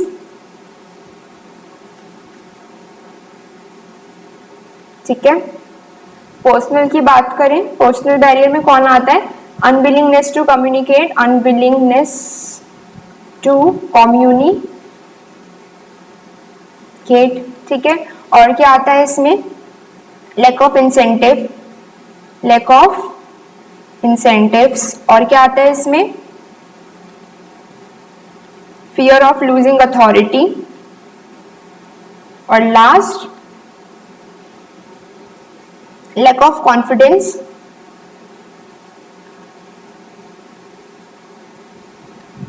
of superior, lack of confidence of superior in his or her subordinate. ठीक है, तो ये 4 किसके हैं, आपके पर्सनल के। तो ऑर्गेनाइजेशनल पॉलिसी, ऑर्गेनाइजेशन पॉलिसी, अगर आपकी पॉलिसी क्या है, सेंट्रलाइज्ड है, तो वहां पे सारी इन्फॉर्मेशन किसके पास रहेगी, टॉप के पास रहेगी, और बाकी के जो लोग हैं उनको पता ही नहीं चलेगा क्या बात चल रही है, तो क्या हो जाएगा, बैरियर क्रिएट हो जाएगा। और वो कौन सा बैरियर होगा, किस वजह से होगा, because of organisational policy. And organisation policy कौन से टाइप में आता है, टाइप पूछे तो there are 4 type, semantic, personal, psychological और फिजियोलॉजिकल, ठीक है, psychological. Second is rules and regulation, अगर रिजिड रूल्स एंड रेगुलेशन है तो it will not allow free flow of communication, free flow of communication नहीं होगा तो अगेन क्या क्रिएट होगा, बैरियर क्रिएट होगा। नेक्स्ट इज कॉम्प्लेक्स ऑर्गेनाइजेशन, अगर बहुत ज्यादा आपको क्या है, बहुत ही ज्यादा कॉम्प्लेक्सिटी है इन योर ऑर्गेनाइजेशन की, भाई पहले ए को बात करनी है डी तक, तो A to B, B to C, C to D, D to E, तो इससे क्या क्रिएट हो जाएगा, बैरियर क्रिएट हो जाएगा। जहां पे आपको बहुत ज्यादा क्या फॉलो करने पड़ते हैं, लेवल्स फॉलो करने पड़ते हैं, तो क्या क्रिएट हो जाते हैं, बैरियर। ऑर्गेनाइजेशन फैसिलिटीज मतलब जैसे कि सजेशन बॉक्स, कंप्लेंट बॉक्स, अगर इन सारी फैसिलिटीज वगैरह की कंपनी में क्या है, कमी है, तो क्या होगा, बैरियर क्रिएट हो जाएगा। तो यहाँ पे लिख लो लैक ऑफ ऑर्गेनाइजेशनल फैसिलिटीज, ठीक है। उसके बाद पर्सनल बैरियर में अनविलिंगनेस टू कम्युनिकेट, आप बोलना ही नहीं चाह रहे, आपकी इच्छा ही नहीं है कुछ बोलने की, तो सबऑर्डिनेट कोई चीज को क्या कर लेता है, छुपा लेता है, क्योंकि वो बोलना ही नहीं चाह रहा। लैक ऑफ इंसेंटिव्स, अगर आप किसी को, मान लो आपका एम्प्लॉय है, उसने आपको क्या दिए, सजेशन दिए, उसके सजेशन से आपको बहुत बेनिफिट भी हो गया, लेकिन आपने इन रिटर्न उसको कोई इंसेंटिव रिवॉर्ड्स नहीं दिए, तो अगले नेक्स्ट टाइम से वो आपको कोई सजेशन नहीं देगा। तो अगर इन सारे इंसेंटिव जैसे रिवॉर्ड्स वगैरह की क्या है, कमी है, तो भी क्या क्रिएट हो जाएंगे, बैरियर क्रिएट हो जाएंगे। फियर ऑफ लूजिंग अथॉरिटी, कई बार जो सुपीरियर होता है वो इन्फॉर्मेशन को छुपा लेता है, क्यों? क्योंकि उसको लगता है कि अगर मैंने ये इन्फॉर्मेशन बताई तो भाई मेरी मुझसे क्या छिन सकती है, अथॉरिटी छिन सकती है, पावर मुझसे छिन सकती है, और जैसे ही वो उस इन्फॉर्मेशन को क्या करेगा, छुपाएगा, क्या क्रिएट हो जाएगा, बैरियर क्रिएट हो जाएगा। Next is lack of confidence, जब सुपीरियर अपने सबऑर्डिनेट पे, जब सुपीरियर का अपने सबऑर्डिनेट पे कॉन्फिडेंस की क्या होती है, कमी होती है, तो भी क्या क्रिएट होता है, बैरियर क्रिएट होता है। तो कितने तरह के बैरियर होते हैं, there are 4 types of barrier. कौन कौन से, फटाफट से देख लेते हैं कितने तरह के होते हैं, जल्दी आ जाओ, एक शॉर्ट रिकैप ले लेते हैं। हाँ, कौन कौन से होते हैं, सिमेंटिक बैरियर, साइकोलॉजिकल बैरियर,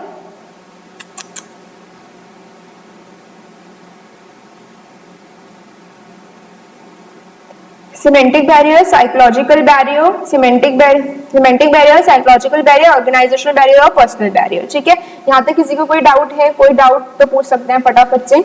उसके बाद leadership style, styles of leadership की अगर हम बात करें तो there are 3 styles of leadership. Autocratic, मेरी चलेगी, सिर्फ मैं अप्रोच यूज करता है। डेमोक्रेटिक, वी, हम सबकी चलेगी। और फ्री रेंज मतलब तुम करो सारा काम। यहाँ पे जो सुपीरियर है, जो आपका कौन है, लीडर है, वो आपको क्या दे देगा, रिसोर्स दे देगा, इंफॉर्मेशन दे देगा, बाकी आप खुद करो काम। डेमोक्रेटिक में क्या होता है, वो कुछ पावर डेलीगेट करता है, कुछ डिसीजन तुम लोग, कुछ डिसीजन हम लेते हैं, ठीक है। उसके बाद कोई भी डिसीजन लेना होता है तो क्या होता है, कई बार मीटिंग बिठाई जाती है, उसके बाद मेजोरिटी ऑफ ओपिनियन को क्या किया जाता है, फॉलो किया जाता है, ठीक है। और ये बी अप्रोच यूज करते हैं, यहाँ पे ग्रुप पे फोकस होता है, इसलिए इस अप्रोच को ग्रुप सेंटर्ड अप्रोच बोलते हैं। यहाँ पे बॉस पे फोकस होता है, इसलिए इसको बॉस सेंटर्ड अप्रोच बोलते हैं। यहाँ पे किस पे फोकस होता है, सबऑर्डिनेट पे फोकस होता है, इसलिए यहाँ पे हम कौन सी क्या बोलते हैं, इसको सबऑर्डिनेट सेंटर्ड अप्रोच बोलते हैं। Is it clear? और उसके बाद स्टॉक एक्सचेंज के फंक्शंस बहुत इंपॉर्टेंट है। Functions of stock exchange, functions of stock exchange, मैंने आपको बताया था what is the pulse of an economy, stock exchange is the pulse of an economy. यानी स्टॉक एक्सचेंज के क्या क्या फंक्शन है, number 1 pricing of security, pricing of securities, ठीक है। और क्या बताया था मैंने आपको, सेफ्टी ऑफ ट्रांजेक्शन, जिससे सिक्योरिटी की डीलिंग होती है इसलिए ट्रांजेक्शन क्या रहती है, सेफ्टी ऑफ ट्रांजेक्शन। क्या प्रोवाइड करता है, provides liquidity, easily convertible into क्या होता है, cash, that is why it provides liquidity, ठीक है। कंट्रीब्यूट्स टू कौन सी growth, economic growth, by the process of investment और रीइन्वेस्टमेंट और disinvestment contributes to economic growth, ठीक है। And provide scope for speculation, scope for speculation से भी परमिट्स हेल्दी स्पेक्यूलेशन, ठीक है। उसके बाद क्या है लास्ट, स्प्रेडिंग इक्विटी कल्ट, लोगों में हैबिट कल्चर डेवलप करता है to invest in ownership security, spreading equity cult. Is it clear? यहां तक कोई डाउट है किसी को? उसके बाद नेक्स्ट जो है, तो यहाँ पे कुछ टॉपिक लिख रही हूँ जो बहुत इंपॉर्टेंट है। एक तो आप पढ़ लीजिएगा एडवर्टाइजमेंट और पर्सनल सेलिंग में डिफरेंस। एडवर्टाइजमेंट और पर्सनल सेलिंग में डिफरेंस पढ़ते ही आपके 2 टॉपिक तो क्लियर हो जाएंगे, ठीक है ना। क्या होगा कि डिफरेंस से आपको टॉपिक पूरा क्लियर हो जाएगा। तो एडवर्टाइजमेंट पर्सनल सेलिंग में डिफरेंस पढ़ लीजिएगा। It is a paid form for कैसी presentation, for impersonal presentation by an identified sponsor, by an identified sponsor, ठीक है। पर्सनल सेलिंग मीन्स क्या होता है, selling personally, personal selling means selling personally. यहाँ तक कोई डाउट? इसकी कैसी रीच होती है, इसकी मास रीच होती है। इसकी कैसी रीच होती है, लिमिटेड रीच होती है, ठीक है। ये शॉर्ट टाइम में ज्यादा मार्केट कवर करता है, शॉर्ट टाइम में मोर कवरेज देता है, और ये आपके इसमें लॉन्ग टाइम लगता है। छोटे एरिया को कवर करने में भी ज्यादा इनको क्या लगता है, टाइम लगता है। एडवर्टाइजमेंट में पर पर्सन कॉस्ट क्या पड़ती है, कम पड़ती है। यहाँ पे पर पर्सन कॉस्ट क्या पड़ती है, ज्यादा पड़ती है, ठीक है। यहाँ पे कोई डायरेक्ट फीडबैक नहीं होता, no direct feedback. Personal selling में आपको क्या मिलता है? डायरेक्ट फीडबैक मिलता है। क्या मिलता है? डायरेक्ट फीडबैक मिलता है। तो ये सारे कुछ डिफरेंशिएशन के पॉइंट इनको अच्छे से पढ़ लीजिएगा, इससे आपका जो टॉपिक है वो पूरा क्या हो जाएगा? क्लियर हो जाएगा। एडवर्टाइजमेंट में मास मीडिया का यूज होता है, जैसे कि आपको किस थ्रू एडवर्टाइज करना है, radio, television, newspaper. Personal selling में एज सच मास मीडिया का कोई यूज नहीं होता है। तो देयर आर सम डिफरेंसेस जो आपको पढ़ लेने चाहिए, जैसे कि ट्रेनिंग एंड डेवलपमेंट में डिफरेंस है, वो आपको पढ़ना चाहिए, वो पेपर में आ सकता है। मतलब अगर आपने ट्रेनिंग एंड डेवलपमेंट पूरा टॉपिक नहीं पढ़ा, तो अगर आप डिफरेंशिएशन फॉर्म में भी उनको पढ़ लेते हैं तो बहुत ज्यादा आपके लिए बेनिफिशियल होगा। ठीक है, तो ट्रेनिंग शॉर्ट टर्म प्रोसेस है, डेवलपमेंट कैसा प्रोसेस है? लॉन्ग टर्म प्रोसेस है। ट्रेनिंग फॉर टेक्निकल स्किल होता है, डेवलपमेंट फॉर कौन से स्किल्स? मैनेजरियल स्किल्स होता है। ट्रेनिंग में कौन सी रिक्वायरमेंट को फुलफिल किया जाता है? प्रेजेंट रिक्वायरमेंट को फुलफिल किया जाता है। डेवलपमेंट में कौन सी रिक्वायरमेंट को फुलफिल किया जाता है? Present as well as future. ठीक है, तो ये सारे डिफरेंसेस एक बार आप पढ़ लेना अच्छे से। Is it clear? यहाँ तक कोई डाउट है? उसके बाद जो नेक्स्ट इंपॉर्टेंट डिफरेंस है वो है प्राइमरी मार्केट में डिफरेंस और सेकेंडरी मार्केट में डिफरेंस। बहुत बार पूछा जाता है आपसे। मनी मार्केट और कैपिटल मार्केट में डिफरेंस पूछा जाता है। तो डिफरेंसेस तो ऑलमोस्ट आप सारे ही एक बार रीड आउट कर लो अच्छे से। ठीक है, ये तो मेन डिफरेंसेस है जो आपको पढ़ने ही पढ़ने चाहिए, इनको तो छोड़ के जाना ही मत आप। उसके बाद जो नेक्स्ट टॉपिक इंपॉर्टेंट है, जो मुझे लगता है आ सकता है पेपर में, जिसके बहुत ज्यादा चांसेस है, वो है importance of business environment. Business environment की इंपॉर्टेंस आपसे बहुत बार पूछी जाती है। ठीक है, तो जब भी आप बिजनेस एनवायरनमेंट की इंपॉर्टेंस बताएंगे, आपको क्या ध्यान रखना है कि यार अगर मैं एनवायरनमेंट को स्कैन करता हूँ, अगर मैं किसको स्कैन करता हूँ? एनवायरनमेंट को स्कैन करता हूँ। आप ऐसे सोच के लिखना कि अगर मैं किसको स्कैन करता हूँ? एनवायरनमेंट को, तो मुझे क्या बेनिफिट होंगे, तो मुझे क्या फायदे मिलेंगे, ये सोच के आप इंपॉर्टेंस लिखोगे तो आपको इजीली लर्न हो जाएगा। तो पहला सोचो कि अगर मैं एनवायरनमेंट को टाइमली क्या करूंगा? स्कैन करूंगा, तो मुझे एनवायरनमेंट में प्रेजेंट क्या पता लगेंगी? अपॉर्चुनिटीज पता लगेंगी। क्या पता लगेंगी? अपॉर्चुनिटीज। और अगर मैं सबसे पहले अपॉर्चुनिटी को आइडेंटिफाई करूंगा तो मुझे सबसे ज्यादा क्या मिलेगी? एडवांटेज मिलेगी। क्या मिलेगी? एडवांटेज। तो बिजनेस एनवायरनमेंट को टाइमली अंडरस्टैंड करने का फायदा क्या होता है? It helps the firm to identify. क्या आइडेंटिफाई करने में मदद करती है? Opportunity. To identify opportunity and getting कौन सी advantage? And getting first mover advantage. Is it clear? ऐसे जब आप अपॉर्चुनिटी का पता लगाते हैं, आप किस चीज का पता लगाते हैं? थ्रेट, आने वाले खतरों का भी आपको क्या लगता है? पता लगता है। तो it helps the firm to identify, क्या पता लगाने में मदद करती है? Threats and early warning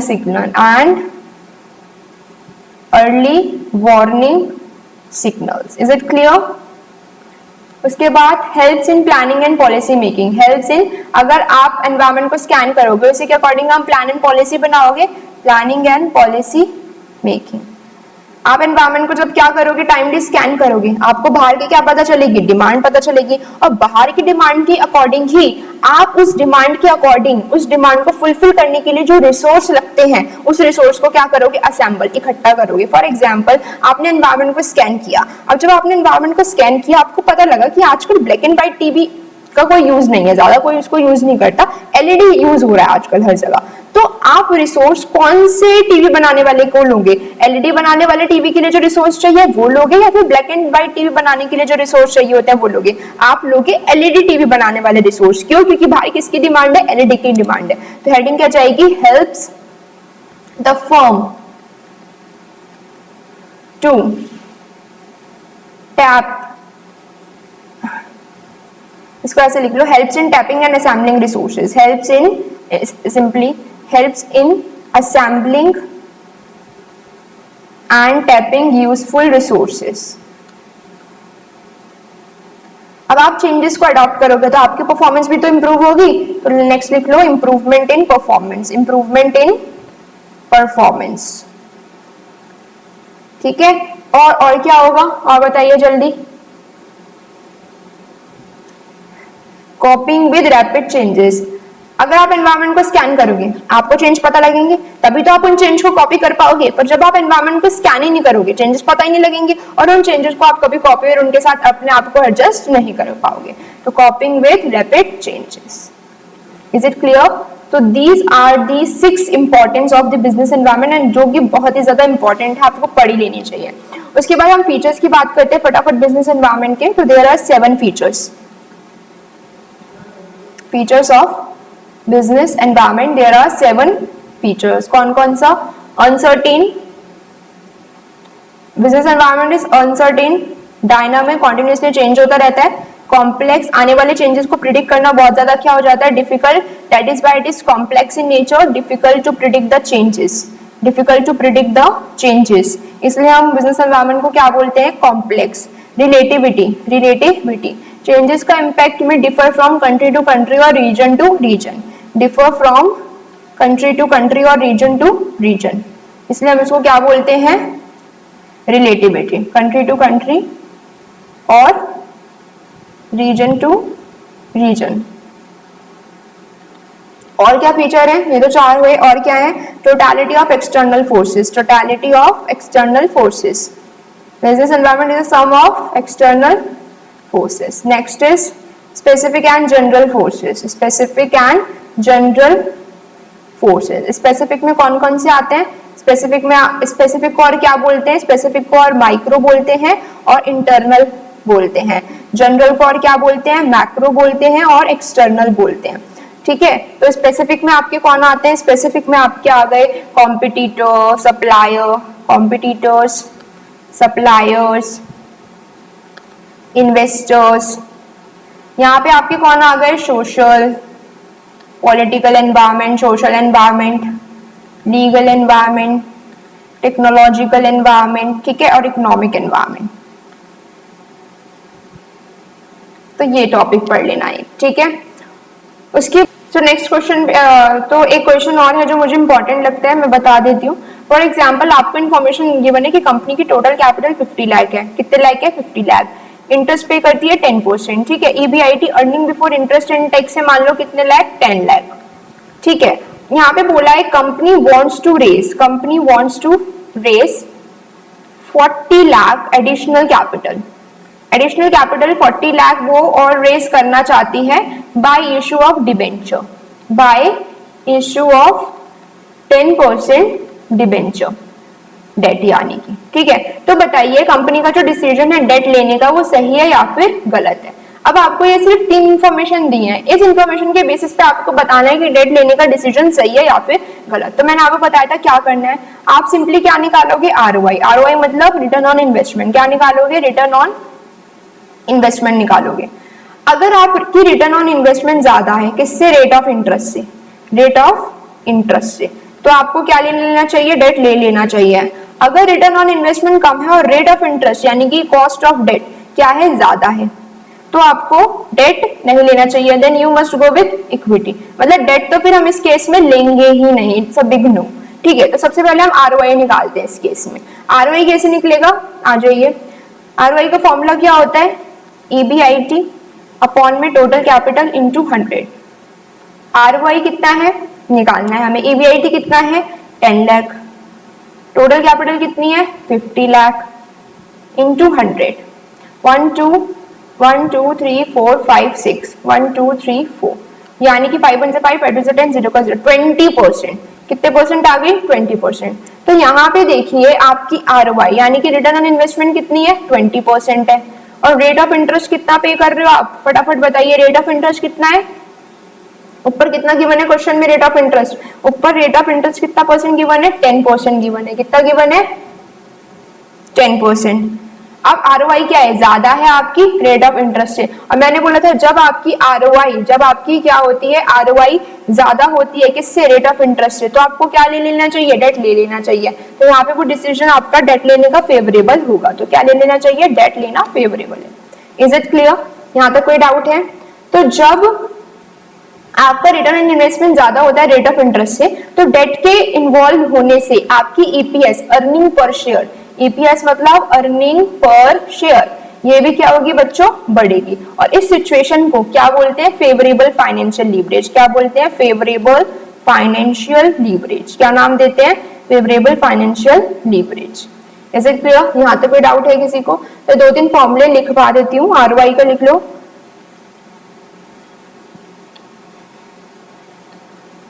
total capital into 100, ठीक है। EBIT की फुल फॉर्म पता है, earning before interest and tax. EPS earning per share, इसका फॉर्मूला होता है EAT, number of equity share.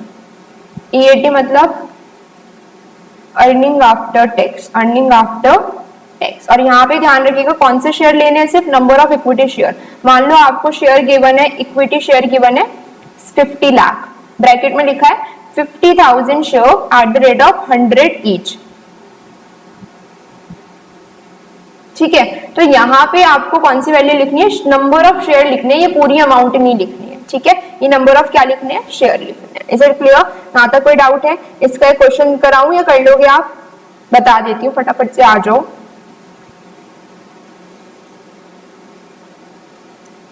तो यहाँ पे लिखिए, दो केस बना लो, ए और बी, ठीक है।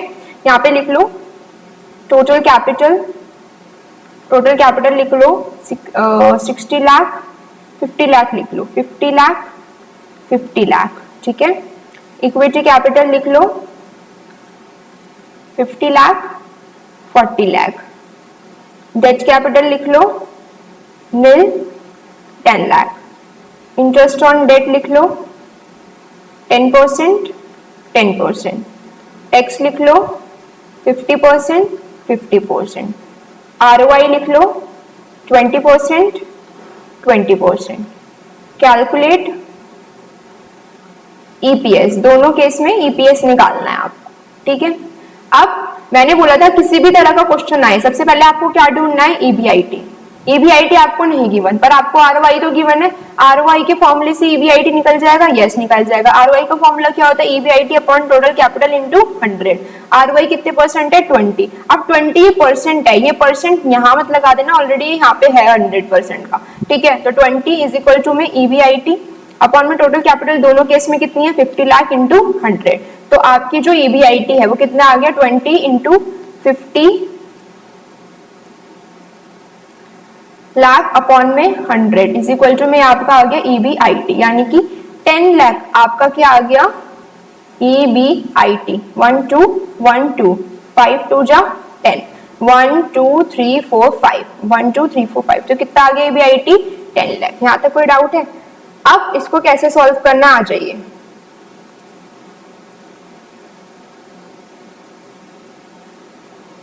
देखो नीचे ही सॉल्व करके दिखा रही हूँ। तो सबसे पहले अब आप निकालिए EBIT। ए का EBIT कितना है, 10 लाख। बी का EBIT कितना है, 10 लाख। EBIT में इंटरेस्ट पहले है, टैक्स पहले, इंटरेस्ट तो पहले माइनस कर देंगे इंटरेस्ट, और पूरा लिखेंगे interest on debt. Interest on debt कितने परसेंट, 10%। यहाँ पे पहले केस में डेट कितना है, नील, तो इंटरेस्ट भी क्या होगा, नील। सेकंड केस में डेट कितना है, सेकंड केस में डेट कितना है, 10 लाख। तो 10 लाख का 10% कितना होगा, 1 लाख। कितना होगा, 1 लाख। माइनस कर दिया इंटरेस्ट ऑन डेट, आई हट गया, क्या बचा, EBT। कितना आएगा ये, 10 लाख। ये कितना आएगा, 9 लाख। टैक्स कितना है, आइदर रेट 30%, माइनस कर दो 50% है, सॉरी 50%, माइनस कर दो 5 लाख, और ये 3 लाख।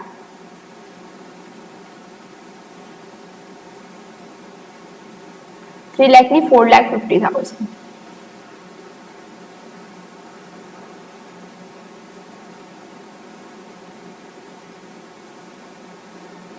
ये आ गया EBT, ठीक है। EBT आ गया 10 लाख, माइनस कर दो tax. Tax at the rate कितने परसेंट है, 50%। तो 10 लाख का 50% 5 लाख, 9 लाख का 50% 4,50,000, ठीक है। ये आ गया अर्निंग आफ्टर टैक्स, कितना आ गया, 5 लाख, और ये आ गया 4,50,000, ठीक है। अब आपको निकालना क्या है, निकालना क्या है, EAT। निकालना क्या है, EAT। यहाँ पे लिख लो ऊपर information, face value of equity share 100 मान लो, कितनी मान लो, 100।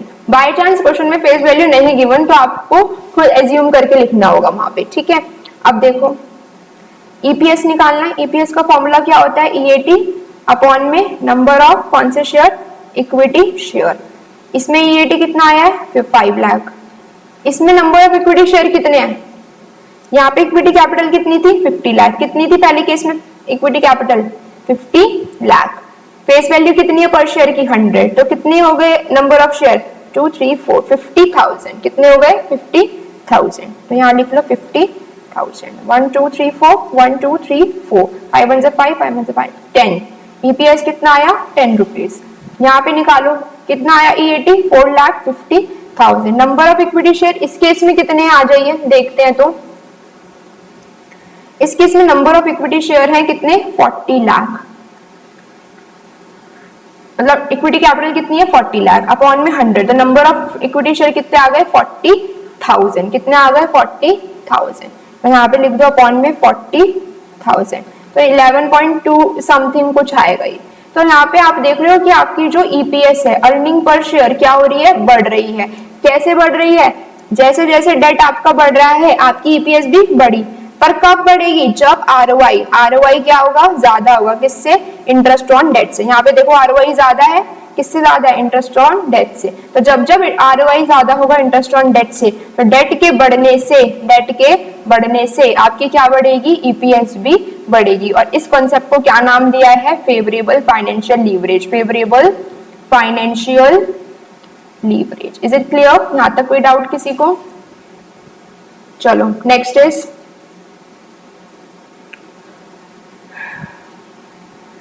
Product related decision. अगर आपसे पूछे कि what are the product related decision, या फिर what are the elements of product, या फिर क्या पूछे what are the elements of a product. Product के कितने एलिमेंट्स होते हैं? तो there are 3 elements of a product. कौन कौन से? ब्रांडिंग, स्पेशल नेम देना अपने प्रोडक्ट को।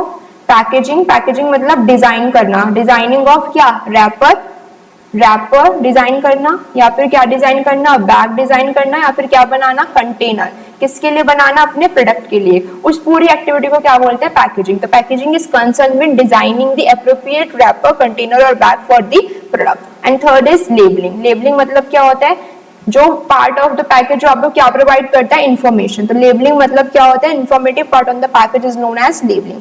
लेबलिंग बेसिक इनको जनरल इंफॉर्मेशन के साथ आपको कुछ स्ट्रेटेजी और लीगल वार्निंग्स भी देता है, जैसे कि consumption of smoking is injurious to health. ठीक है, तो ये क्या होगा? आपका लेबलिंग होगा। Is it clear? यहाँ तक कोई डाउट है किसी को? उसके बाद प्रमोशन मिक्स। प्रमोशन मिक्स के एलिमेंट्स कितने होते हैं? Elements of promotion mix. तो देयर आर कितने elements? There are 4 elements of promotion mix. कौन कौन से? कितने एलिमेंट्स होते हैं? लिख लीजिए। Advertising, personal selling, sales promotion, public relation. Sales promotion और public relation. Advertisement is a कैसी form? Advertisement is a paid form for कैसी presentation? Impersonal presentation. By an कौन सा sponsor? Identified sponsor. By an identified sponsor. Personal selling means personal selling means selling personally. Selling personally. Sales promotion are the short term incentive, short term techniques जिसका आपकी cell पे कैसे एक ऐसा impact होता है? इमीडिएट इंपैक्ट होता है। ठीक है, इसका मेन मोटिव होता है to clear of the inventory, to clear of the inventory. जैसे कि आप डिस्काउंट वगैरह ऑफर कर सकते हो। ठीक है, तो this is the short term techniques. ठीक है, and public relation means maintaining, क्या मेंटेन करना? रिलेशन किसके साथ? With public. ठीक है, क्वेश्चन आया है कि company wants to regain its lost reputation. तो रेपुटेशन और गुडविल को अगर वो रीगेन करना चाहती है तो उसको किसके साथ रिलेशन अच्छे बनाने पड़ेंगे? पब्लिक के साथ। तो इसको हम क्या बोलेंगे? Public relation. क्या बोलेंगे? Public relation. ठीक है, उसके बाद आप यहाँ पे पढ़ लीजिएगा एक बार एलिमेंट्स ऑफ फिजिकल डिस्ट्रीब्यूशन एक बार नजर मार लीजिएगा। तो there are 4 elements of physical distribution place के। ऑर्डर प्रोसेसिंग, जितना ज्यादा ऑर्डर प्रोसेसिंग फास्ट होगा, मतलब ऑर्डर प्रोसेसिंग जितना फास्ट होगा उतनी ज्यादा क्या होगी? सेटिस्फैक्शन होगी। ठीक है। Second is warehousing. Warehousing कौन सा गैप कवर करता है? वेयर हाउसिंग आपका टाइम गैप कवर करता है। गुड्स जब बनता है तभी तो वो नहीं बिक जाता, तो जिस टाइम तक के लिए वो नहीं बिक रहा उस टाइम के लिए आपको उसको क्या करना पड़ेगा? स्टोर। एंड स्टोरिंग फैसिलिटी को क्या बोलते हैं? Warehousing. उसके बाद ट्रांसपोर्टेशन। ट्रांसपोर्टेशन कौन सा गैप कवर करता है? प्लेस गैप कवर करता है। Transportation helps in transporting the goods from the place of production to the place of consumption। और next is और last is inventory। ठीक है, कितना स्टॉक चाहिए, maintaining the stock in right quantity, कितने हद तक चाहिए, तो ताकि आप अनअवॉइडेबल डिलेस को क्या कर सके। उसके बाद तो प्रमोशन हो गया, प्रेज हो गया, प्रोडक्ट हो गया। ठीक है, प्राइस से रिगार्डिंग अगर आपसे क्वेश्चन आएगा तो एक बार वो पढ़ लीजिएगा, फैक्टर्स अफेक्टिंग प्राइसिंग डिसीजन। ठीक है, और ये कुछ इंपॉर्टेंट टॉपिक्स मैंने लिखे हैं। ठीक है, ये आप पढ़ के ही जाना इन टॉपिक्स को। इन टॉपिक्स को तो किसी कीमत पे छोड़ना ही मत आप लोग। ठीक है, उसके बाद ना ये एक चीज और मैंने यहाँ लिखी है कि पता होना चाहिए कि इन पे केस स्टडी आ सकती है। तो अगर केस स्टडी में आया कि एक सेलर है वो क्या कंप्लेंट फाइल कर सकता है, नहीं, तो आपको ये पता होना चाहिए कि कौन कंप्लेंट फाइल कर सकता है। तो a consumer can file complaint, central government, state government, legal heir of a deceased consumer, one or more consumer on behalf of other or consumer organization। तो क्वेश्चन है who can file a complaint? कौन complaint file कर सकता है under CPA 2019? तो आपको